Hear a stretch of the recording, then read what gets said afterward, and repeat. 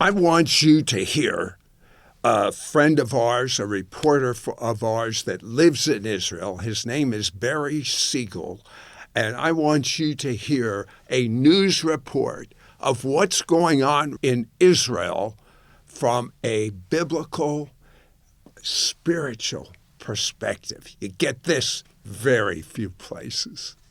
Everybody. I'm here in the neighborhood of Mevaseret Zion. We live literally just 2 blocks away. I'm talking only a couple hundred meters walk from here. A rocket slammed in while I was in the shower. It was so strong, even from 200 meters away or even less to where we live. And you see in the background, there are police, there are rocket shrapnel pieces, and there are ambulances, and people are just being encouraged to go home. We're just reporting this. This rocket hit in Mevaseret Zion all the way from the Gaza Strip. So please keep us all in prayer. This is just the beginning of something that's bigger about to explode over in the Middle East. So shalom, everybody. Up top here on the Millennium Center, excuse my unshaven look, but it's been a late last night and early this morning, and we're doing all we can to help the people of Israel and those that are protecting our borders. Anyways, just so you know, it's now been confirmed that 800 Israelis were murdered by Hamas homicidal murderers, and those that were taken hostage back into the Gaza Strip are estimated to be at 100 civilians and soldiers. The number is still not quantified. Hamas claims that 4 Israeli hostages they were holding were killed by air sorties of the Israeli Air Force, but that's unconfirmed as well. We have about 173,000 troops, full-time troops and reserve troops that are amassing on the border with the Gaza Strip. We certainly have about 600 warplanes that can also contribute to crushing Hamas. As you hear the thunder or the planes in the background or rockets, I'm not sure which one because I'm not looking, but this is the situation in Israel. The numbers have increased of the young adults and those that were attending the music festival not far from the border of the Gaza Strip the other day. That number has grown from 260 to 270 that were killed there. It's a very shocking situation. It reminds us of the Nazis and the atrocities during World War II. And beyond that, we have over 2,500 injured. Hundreds of them are in critical or serious condition, so please pray for those families. Obviously, nobody likes to see a loss of life or destruction, but this was brought on by Hamas, and unfortunately, the people of Gaza will suffer as a result. There is now a complete blockade where no food is coming into the Gaza Strip, no electricity, and no fuel. And so it's black, darked out at night, and they continue to shoot rockets against Israel. Just as an example, last night they shot 100 rockets just towards the city of Ashkelon. One of the rockets also hit the Barzilai hospital, a direct hit.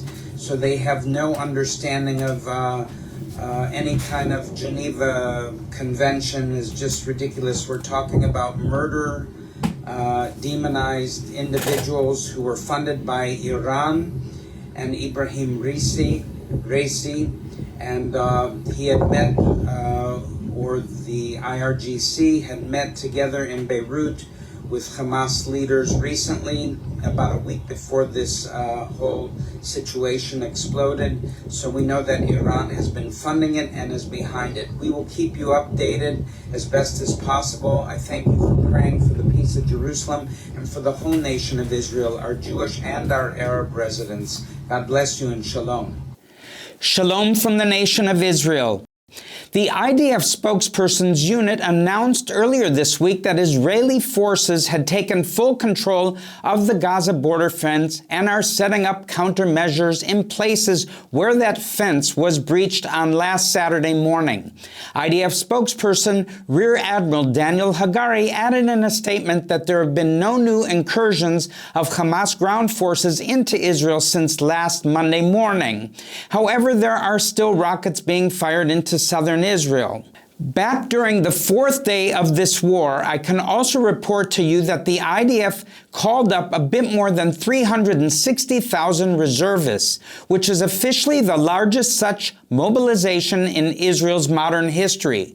There might have been a bigger one back in biblical times when the Philistines made a surprise attack or something like that, but this is the biggest one in recent times. The Israeli Air Force is also continuing to carry out heavy bombardments of Hamas infrastructure inside the Gaza Strip and has renewed the policy of targeted assassinations of Hamas leaders. It is also my sad duty to report to you that as of this recording, the IDF is reporting that 123 of its soldiers have been killed in action. When combined with the hundreds of civilians butchered in the opening hours of the Hamas attack, this brings the Israeli death toll to well over 1,000 innocent men, women, and children, with more than 3,400 wounded. Those numbers are both expected to climb as ground fighting and rocket fire continues. One of the soldiers killed in action this week is of particular strategic significance beyond the obvious human tragedy for his family and friends because he was killed on Israel's northern border in a clash with the Iranian-backed Hezbollah terrorist group. As we're recording this report, the clashes up north have been limited, and the White House has given warnings, both implicit and explicit, for Hezbollah to stay out of this fight. They better. The explicit warnings came in the form of direct public statements by United States President Joe Biden warning Hezbollah and its Iranian patrons not to take advantage of the situation. The implicit warning came in the form of the USS Gerald Ford aircraft carrier battle group being moved into the eastern Mediterranean. U.S. Air Force squadrons in the Middle East are also being reinforced, and shipments of munitions and supplies from the U.S. are being rushed to Israel. Many analysts have assessed that Hezbollah's leaders appear to have been just as surprised by the Hamas attack on Israel last Saturday as everyone else, and they weren't prepared to make an attack of their own. Having lost the element of surprise and with more IDF troops being mobilized and on the alert, Hezbollah's chances of achieving a strategic victory over Israel decrease with every day and every hour. No doubt Hezbollah and its Iranian masters are taking careful note of the response this attack by Hamas has prompted, both from Israel and its allies. Now, while all of this is going on, the civilian front has also been mobilized in its own way. Civilians have taken the government's advice to stock up in their homes with several days' worth of food and drink seriously.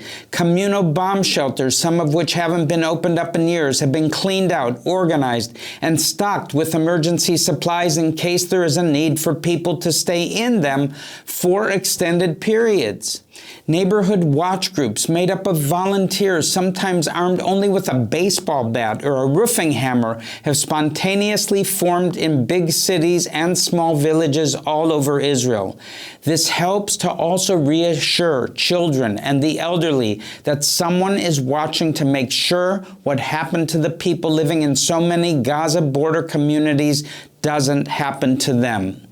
Beyond these organic grassroots efforts, established civil society organizations have sprung into action. Humanitarian aid of all kinds has been deployed, and thousands of volunteers have shown up to help pack boxes full of food and household items to provide to internally displaced refugees, the families of mobilized soldiers, the elderly and disabled, and others who are unable to provide for themselves.